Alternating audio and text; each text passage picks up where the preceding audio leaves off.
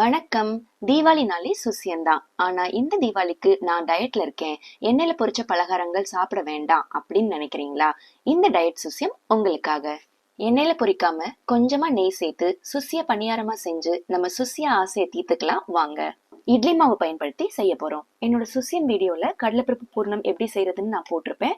அந்த வீடியோட லிங்க் இந்த வீடியோக்கு கீழே தரேன். பூர்ணம் ஆறுனதும் உருண்டை உருண்டையா உருட்டி வச்சுக்கோங்க. பணியார சட்டி காஞ்சதும் உங்களுக்கு தேவையான அளவு நெய்யோ எண்ணெயோ சேர்த்துக்கோங்க. தேவையான அளவு கெட்டியான இட்லி மாவை எடுத்துக்கோங்க. ஒவ்வொரு உருண்டையா எடுத்து மாவுக்குள்ள போட்டு பூர்ணம் வெளியில தெரியாத அளவுக்கு பக்குவமா உருட்டி பணியார குழியில மெதுவா போடுங்க. இட்லி மாவுல செஞ்சா புளிக்காதான்னு என் சுசிய வீடியோல நிறைய பேர் கமெண்ட்ல கேட்டிருந்தீங்க. முத நாள் அரைச்சு புளிக்க வச்ச மாவுல மறுநாள் சுசியமும் சுசிய பணியாரமும் செஞ்சா கண்டிப்பா புளிக்காது. அதே வீடியோக்கு கீழே நிறைய பேர் நான் செஞ்சு பார்த்தேன், ரொம்ப நல்லா இருந்ததுன்னு கமெண்ட்ல போட்டிருக்காங்க.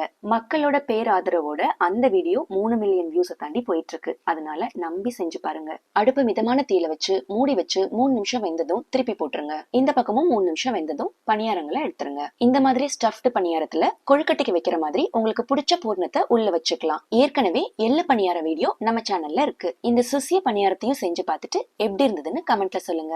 தீபாவளி நல்வாழ்த்துக்கள்.